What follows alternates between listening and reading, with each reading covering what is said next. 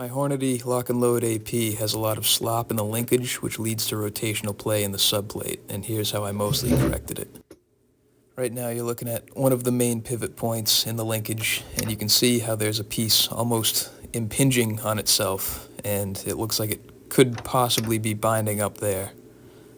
You can see how much slop there is when I am just moving the lever side to side, and all of that slop runs right up the ram, and it actually shows in this subplate where your brass is being held.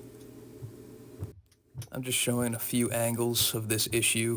While I show that, I'll just let you know that I did contact Hornady about this because I've never seen anyone's press on YouTube with this much play in it.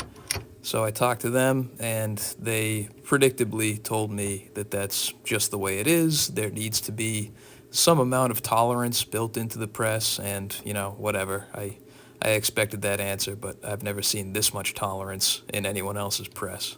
Here I'm just showing how the rotation can actually bind up the primer arm actuator, and if you move the lever at the right time, the actuator will come out of its housing, and that will really annoy you after the first few times. So my basic theory and how to fix it was just to get rid of all that loose space between the pivot points. Seemed to work here when I crushed it with this vise. There's no movement at all. So what I ended up doing was going to Alibaba, which is the only place I could find any for a good price, or any large amount for a good price. And I got these shims. I think they have a 1/2-inch diameter opening, and I forget how thick they are, maybe like 3/1000ths. And I just put them on these pivot pins, and they fit perfectly. I put most of the shims on the interior portion of that gap, but in other areas I actually put them underneath the retainer clip that goes on the far exterior side. If you push those pivot pins out, there's a retaining clip. You can take that off and then put the shims underneath that clip and then reattach the clip, and it'll hold the shims in place. Here you can see that those gaps in the linkage are now filled with the shims that I put in place. I tried to keep an equal number of shims in every area just because to try to get it all squared up, you don't want vastly different numbers on each one. And I had to take a file to this area to even it out because you remember that they were basically rubbing against each other. So if I wanted to fit any more than one shim in there, I had to file it down.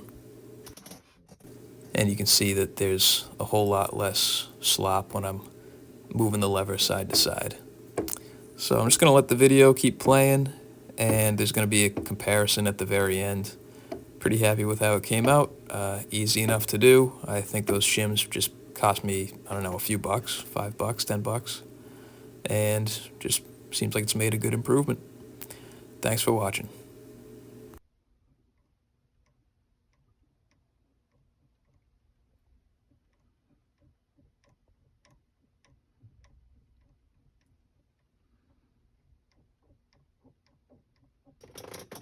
And I also forgot here to mention that there is no binding induced by any of those shims.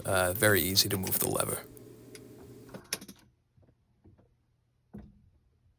Now cue the late night infomercial-esque grayscale bad times, vibrant good times comparison.